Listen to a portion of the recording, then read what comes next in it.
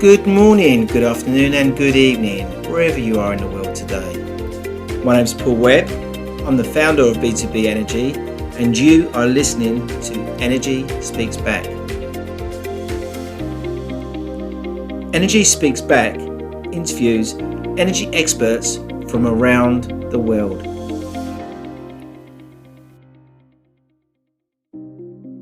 Good morning, good afternoon and good evening, and welcome to episode 25 of Energy Speaks Back. Weekly, I present to you experts from around the world. And today we are in Canada. Our purpose, as always, is to provide a good understanding of energy management knowledge from around the world that is available today for us to deliver savings and impact on our planet. My guest today is an energy marketing expert and professional. She has passion for connecting sustainable technology products to people that provide solutions to drive down emissions. She is also a key member of the Clean Energy Revolution Group. So without any further ado, I give you Janine Scott. Good afternoon, Janine. And how are you today? Or should I say good morning, Janine? How are you today? I'm good. I'm not quite caffeinated as I would like to be, but I'm getting there. It's a great day. Thanks for having me today, Paul. It's only 10 o'clock, apparently, so you've got plenty of time to get that coffee. I'm working on it. Good. You've done some exercise, though, apparently, yeah? Yes, I have. With the pandemic, I am trying to have more fitness in my life. So I've been spinning in the mornings at a local spin studio. That's been really great to start my mornings. Excellent. Yeah. And you have a young family, don't you? I do. Sometimes that's my husband who can be a child himself. But I have we have three young boys. They're 2, 4, and 5. Oh, that's so amazing. Busy household here. That's amazing, especially during pandemic when you're homeschooling and trying to balance work life. We've had quite a few calls where you've been juggling everything. Yes, my children have definitely been featured in some of my meetings. Thankfully, most of them have been internally. But my oldest, actually, when he was home, he started to join our morning or afternoon stand-ups that we have as a team. And he's gotten quite comfortable. I don't want to say public speaking, but virtually speaking. That's good. He will share what he's working on that day, or if he joins the end of day one, he will share what he has worked on that day. That's excellent. But actually, it's been kind of interesting for me because most of the conversations about the pandemic and parenting and work-life balance have really focused on females and how mostly females have taken a step back from their roles or assume more caregiving responsibilities with children being home more. And it's kind of been the opposite for me. I am an extremely career-focused woman, and my husband's actually taken on most of the child rearing responsibilities during this time. So he is probably overdue for a personal vacation himself. He took a step back and really did the homeschooling and came up as a stay-at-home dad, let's say. So it's been great. Brilliant. So Janine, we have met through our LinkedIn connections, and I've actually done some work with your organisation regarding some workshops, which was really good, providing a message to end users and other businesses, which we'll talk about that shortly. But give us some background to yourself, where you come from and regarding your industry and things. So I have only actually been in the energy industry for 2 years. I am a marketer by trade. I'm from a tiny island in the Atlantic Ocean, far east of Canada, known as Newfoundland and Labrador. And I've been in mainland Canada in Ontario for about 10 years. I did a commerce degree in marketing. And then when I moved here to Waterloo, Ontario, I started work in the marketing department with BlackBerry and competitive intelligence. And I worked there in a variety of marketing roles and marketing departments for about 6 years. And then I did my master's while pregnant. My son that I had during that program actually came to a lot of my classes. It was kind of like built-in daycare because the students and my peers would take turns holding the baby. So then I did my master's in business. And when I was coming back to Waterloo, because my husband and I decided that that's where we wanted to raise our family. It's a great city. I was looking for work, and having a small family at home, and being career focused, I wanted to leave for the right opportunity. And something that's, really relatively prevalent right now, and I was personally conscious of, was sustainability and living a more sustainable life.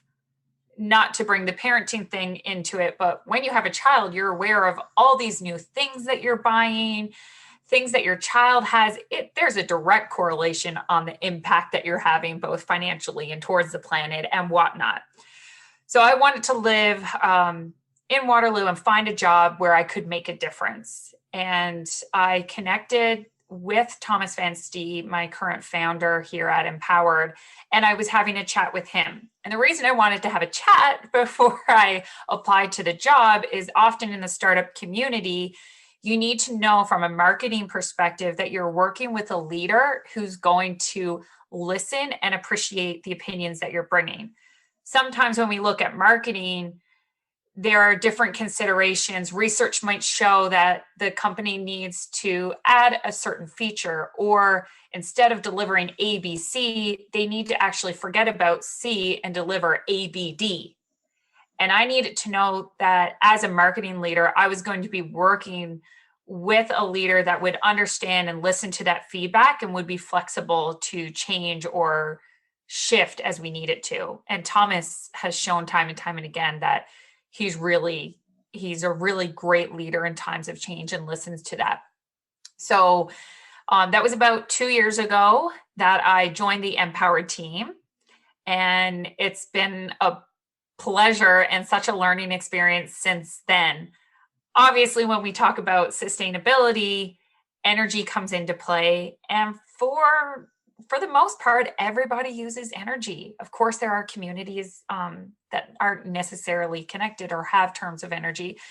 But for the most part, we all use energy. And it's something that is really hot and relevant right now when we talk about renewables or oil and gas. Are we using the most sustainable energy? What is the impact that we're having on global warming?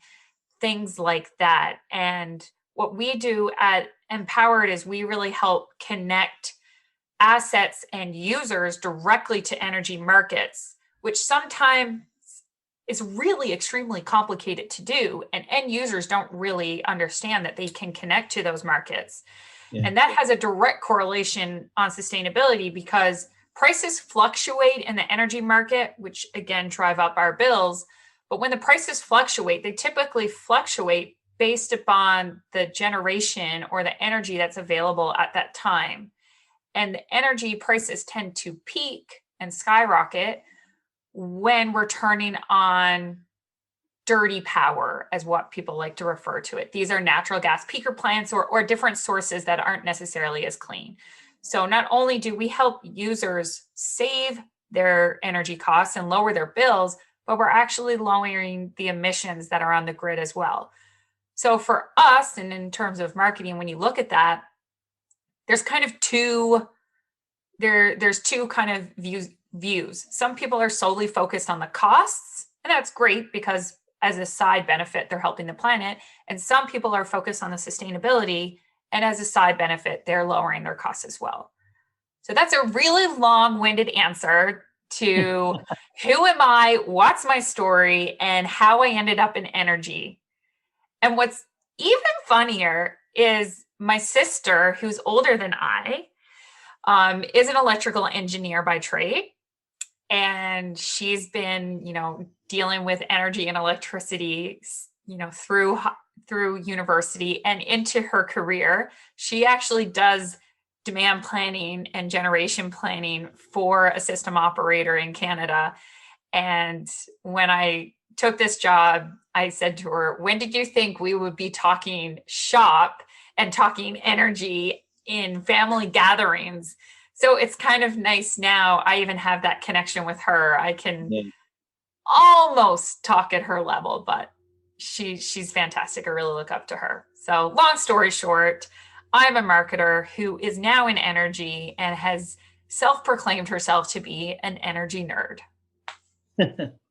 And the workshops are really great. How often are you running these workshops, and what's the plan with those? So we run these workshops, which are virtual networking sessions. Something that's really popular here in Ontario and in some places across Canada and the US, and I'm unsure about the UK, are these networking sessions, which we call peer-to-peers. And something that, of course, we all know in energy is there's a huge gap in education. Yeah. Sometimes we have business leaders who are making decisions that they didn't learn about in school or in their career. All of a sudden, in the last few years, there's such a pressure to, incorporate renewables, address green supply. What is your business's carbon neutral plan? How are you going to reduce electricity costs? They've come up through a time where these were just bills that they paid. So in efforts to bring more transparency and help educate people in the industry, we created these monthly workshops, actually, that are about a variety of topics that our attendees like to hear about. So it's called the Virtual Energy Movement, and we have what we've referred to them as peer-to-peers. So typically there's attendees from other self-proclaimed energy nerds, partners or participants who are selling or work in the energy space. We often have business leaders who are looking to learn more, and a lot of academics and policy experts as well who attend. And sometimes it's to learn, and sometimes it's to add a voice or add an opinion. And of course, Paul Webb, as the energy expert himself, we had you on 2 months ago when we were talking about managing costs and keys to controlling energy costs in buildings. And that's something that's relatively hot and relevant now when we talk about IoT and energy use and buildings being at less capacity with the pandemic and things like that. So we host these monthly. We do often have ad hoc sessions if there's something that we feel people want to talk about in person. At Enpowered, we are not the experts on everything energy. So we like to network with other experts and bring their voices to the conversation. So a recent one that we had as an ad hoc peer-to-peer was one about what was going on in Texas. And of course, that's the Black Swan event that the electrical and energy industry is probably going to be talking about for several years to come. And we were really fortunate to have Joshua Rhodes, who is a professor in Texas, come and join and share, firsthand what he's experiencing. But as an energy expert down in the States, he was really able to give us additional opinions on that. What's the plan for the future? You're going to just keep these going? Is this part of the new marketing approach for the company? I mean, for us, one of our missions and one of our core values at Enpowered is to bring transparency to the industry. And that stems all the way from when Thomas founded the company, because his parents were in an electricity contract that really took advantage of them and they weren't saving any money. And he said, why is it this complicated? So in efforts to bring transparency, it goes twofold. When you are an expert that people can lean on, or you're a valuable source of information, from a marketing perspective, they're already that much more endeared to you. And then that's the start of the relationship. People want to have a relationship with the company that they're interacting with. They want to know that they're interacting with a good company. And you know what? If that happens to be that we have experts that are speaking and sharing their knowledge, and that sends more business their way, that's great. If it puts us on the map as a credible and valid source, then that's great too. But it is both a mission to bring more transparency to the industry, and a marketing play as well to, have more not webinars. Let's bring the conversation in real time. Yes. Yeah. I really like the idea of sharing knowledge. That's one of the biggest reasons I was doing it in the first place, because the industry is complex, and it's really weird because when I started doing this, probably last year, when we went into the pandemic, I started reaching out to people across the world and the globe, and I couldn't believe that we all had the same story. And I have this saying: we all speak different languages, but we all speak the same language of kilowatt hour saving. And saving emissions and reducing emissions to save our planet. We've all got that same story, and we're part of a group, 120 plus people. We were all sharing that knowledge on a daily basis, and it's all the same themed. We've all got the same end goal, which is absolutely amazing. But I didn't realize that from day one. From day one, I didn't realize that. I just thought I was here in the UK with my own problems, helping organizations, sharing knowledge. But then as soon as I started sharing it across social media, they then started to take it that next level, which was amazing. I'm really loving the journey of it all. You touched on the beginning about your personal life and children and being a female in this industry. And I know I've seen some of your posts recently about female person trying to get on in her job as such. Can you talk to us more about your passion and belief there? Are you ready for another long story? Here we go. Back in, 19, I can't tell you what year I was born, but I was extremely fortunate, I am extremely fortunate to have really supportive parents. They pushed me to do whatever I felt like doing. And having that support is something that I've recently come to learn, that not everybody has had or grown up with such a system. I always looked at everything as an opportunity of, I can do that. I never had a sense of self-doubt. And, I understood that there was a work ethic was created in me because there was, you had to work to achieve that. Never had this sense of entitlement, but I always had this sense of confidence that I could do that. I've been extremely fortunate as well to have a lot of mentors in my career that I can look up to and work with. And I'm a big promoter in personal development from a career perspective and a personal perspective as well. Recently, what I've noticed has been two things. I've always worked in an industry that is mostly dominated by men. Why is that? I don't know. Sometimes females don't go into those roles. Sometimes it's a caveat of the hiring process. There's biases. There's a ton of reasons. So what we started recently, there are so many movements that have come up. There's Me Too, Black Lives Matters. There's a lot of awakenings that are happening in society right now. And, in my little world of females in energy, I started to do two things. I started mentoring more people and seeking out to find more senior mentors for people of mid-career levels. And the other thing that I started was an open form or an open list of women in energy who are willing to speak about things. So how can we go about, normalizing challenges of women in energy, and how can we go about giving them more visibility? I recently spoke with Nico Johnson, who I know you've had on your podcast before, and he introduced me to something that he's committed to, which was the first time I've heard this term, no more manels. And I love that. And I didn't realize, as such a promoter of females and minorities myself, the last 4 sessions that that we did at Enpowered for our virtual energy peer-to-peers all had male speakers. Right. Yeah. And I it took me a moment, and I turned, the lens back on myself. I said, that's unacceptable for someone who promotes that. So I was really excited in our last peer-to-peer that we just recently finished about incorporating renewables. In fact, we had Sarah join us from Bullfrog Power, which is owned by Spark Power in Canada. And she was our first female speaker. I don't know that we can commit to no more males. We'll take the expertise and availability when it comes.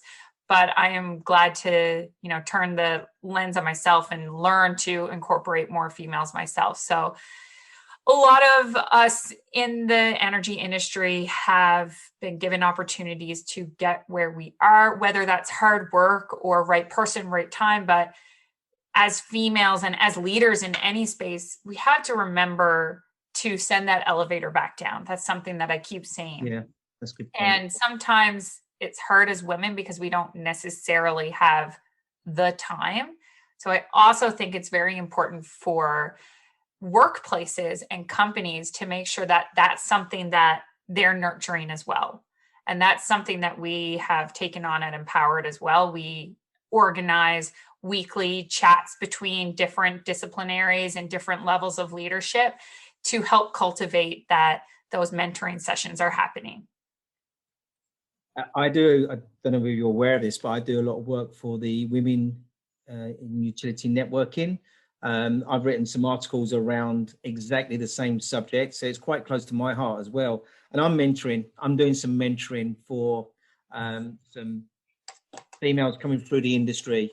One particular one at the moment, she's working for a supply company, just joined, very nervous because she's just made this change into this organization, and I'm helping her with that transition into the energy world. And I feel really great about it. I like your terminology, sending the elevator back down, because that's what I'm doing. I'm up here in 40 odd years, and it doesn't matter for me. It doesn't matter whether that's a pink or blue lift that I'm sending down. Anyone can jump in there. And another point I'm going to pick up on, my podcast breaks it down into male and female listeners. And I've got predominantly male listeners, and I want more females listening to this as well, so I can get my numbers up. Yeah. Because it's out there. And I'm probably interviewing 50-50 regarding male and females. Good for you. Yeah, so 3 interviews today, 1 guy, 2 females. So that's great. It's interesting, though. I mean, it doesn't surprise me from a metrics perspective that you have more male listeners. Again, it's one of these things that by generations and time, there are more males in the industry. So, how do we make sure that females are given equal opportunity and minorities are given equal opportunity? And part of, your mentoring, for example, is a great success to make sure that happens. And making sure too that, biologically, of course, as women, we're the ones that can actually birth the babies. And, there's a toll on your body that happens to. And, not everybody has a great support system that they can readily return to work quite easily. But making sure we, as leaders in companies and as companies, create a workplace that's conducive to supporting people when they do come back, whether that's from paternity or maternity leave. Yeah. We actually have a nap room. And I cannot tell you, when I came back to work at 6 months postpartum, my 6-month-old, he was the third. I was used to working on very little sleep at that point, but I was going to work, and sometimes he was up for several periods in the night. Sometimes that 20-minute cat nap was all I needed. Yeah. But again, normalizing it, make sure as a leader that, go take a nap if you need it. Like, that's okay. Yeah. That's brilliant. So tell me a bit about Enpowered. Tell us about that company. Sure. We are going to be 6 years old next Thursday. And obviously there's been a lot of changes in those last 6 years. The industry has really transitioned over that time. Our leader, Thomas Van Stee, oh my goodness, that sounds like, outer space. We've come, we're here seeking peace. Our leader is so-and-so.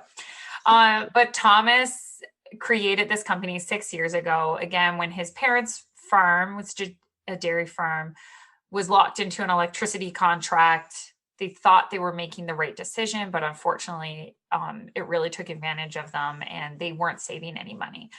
So he sought out to bring transparency to the industry and started initially with group buying, sort of like a wholesale market for residentials or small businesses. And again, talking about that ability to flex, the government put in a subsidy for residential. So we switched to an enterprise focus. And what he came to learn and then grew the company on was that all these system operators have a lot of demand side programs, but people and business leaders don't have the time and effort to understand how these programs work, to make sure they're fully taking advantage of them. And they're really looking for experts to lean on to help make those educated decisions. So right now we are a software company that through our API help connected assets, HVACs, generators, batteries, lighting, building automation centers, anything that can connect to IoT. We take those assets, they have software signals from us that help them participate directly in those programs, to save money and lower emissions. So we're kind of the piece in between. We work with a lot of channel partners who are consultants, engineering firms, hardware vendors who are selling a lot of their services or products, and we're offering more value. So previously, if you were selling an HVAC, you can sell an HVAC and you're competing for a bid. And if you sell an HVAC with Enpowered, your ROI that you're offering to that end user goes from 2 years to 1 year, for example. Right. But, that's really the premise of what we do, is connecting the assets directly to the markets to save more, to increase participation and, lower those emissions across the board. And you predominantly doing this in Canada or US? In deregulated markets in North America. Right. Yeah. We're not quite over in the UK yet. One of these days. No, we need you over here. We need to stir it up a little bit, I think. So with the US, is so many states. Each different state is has its own rules, I suppose, doesn't they? It's pretty difficult to get into those states. And if it's not deregulated, they're not all deregulated, are they? No, they're not. You touched on the key word there. It's all complex.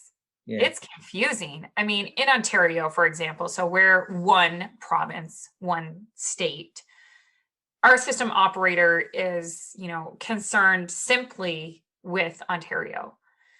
When you get to the states, you could have a system operator, which for anybody listening is the person or the entity that's responsible for the grid in that area.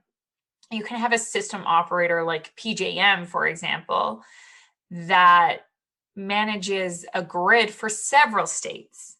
So it's kind of like levels of government. You have, federal, municipal, federal, provincial, state, and then you can have a city or a county. The way the system works is you have rules at a system level. Then that can get further complicated or interpreted at a state or provincial level, and further complicated at a county or zonal or city level.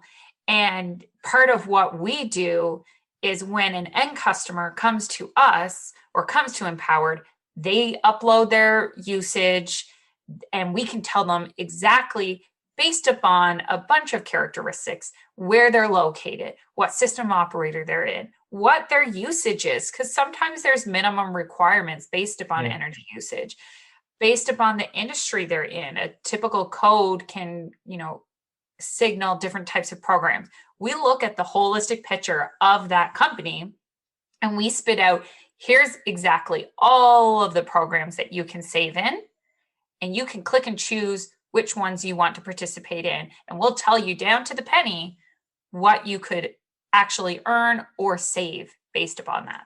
Amazing. And a lot of that is behind the scenes in put in your area code and a bill and spit out a number seems relatively easy. But behind the scenes, we've tackled all that complexity. Yeah. And I can imagine, well, in the UK, we've got complexity across the whole, 19 suppliers, I think about 18 to 20 different DNOs, which is probably similar to what you have over there, which is district network operators. So yeah, it gets very complex. And luckily the DNO hides behind the suppliers, but then you get these transfers of cost. You don't know what you're paying for.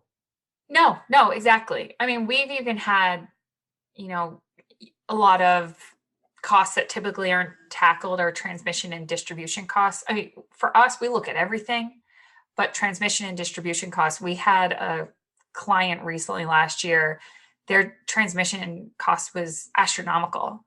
And they were in such a remote area. What we realized was that they were actually paying a rental fee for the transformer in their area Right.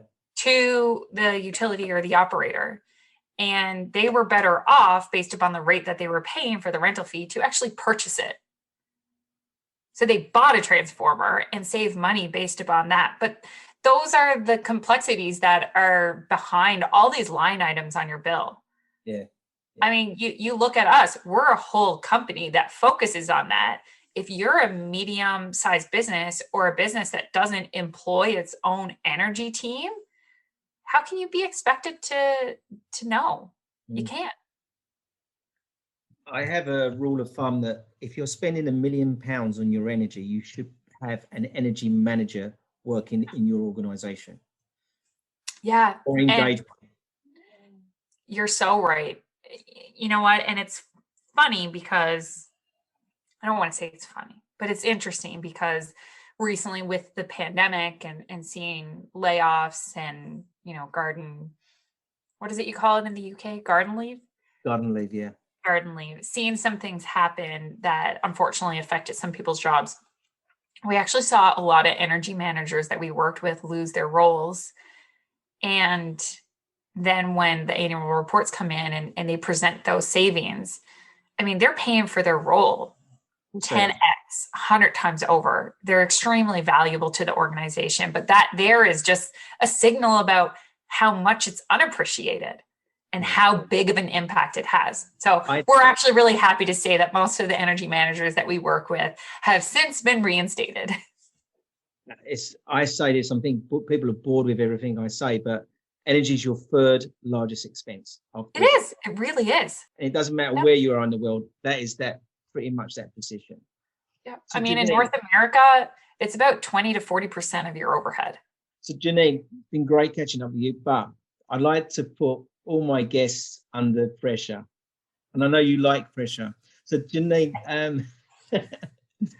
is there anything you could leave today for our listeners as a takeaway from you personally to the industry?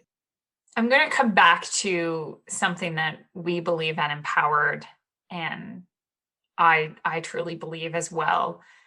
We can't rely on the regulators or the government or, the bodies that be to make the changes that we need to make to help address climate change today. And as an industry, we need to come together. The pie is big enough. There's plenty of business for everybody. And as a planet, we really need to come together. So work together, find people that you can work with, reach out, network, see how we can, as a collective community, deliver more value and by default, help the planet better. So join the virtual energy movement. Let's move the needle as an industry. Amazing. I'm right behind you on that one. Clean Energy Revolution is a good group to follow. Both Janine and I are members of that, and we're all collaborating together. And I love your sort of analogy about the pie. There's enough pie. I call it cake in the UK. There's enough cake out there for everyone to eat. We can all have a slice of it and all be happy together. Yes, exactly. And everybody has a favorite piece of cake. Some people like the icing, some people like the batter, right? Some people want, the little pads that are on top. I just want a bit of it. So I get a bit of every bit of it. The jam, the cream, the sponge. There you go. Anyway, Janine, it's been Thank really you for great having me today. Yeah, it's been a pleasure to connect with you. I'm so glad we met. Yeah, me too. It's really great. Thank you for coming today. And you and your family, your young ones, be safe, yeah? Yes, thank you. You too. Thank you for listening today, and thank you to my special guest. And if you want to know more about managing your third largest expense, please go to our website on b2benergy.co.uk. That leaves me with one more thing to say. Be safe.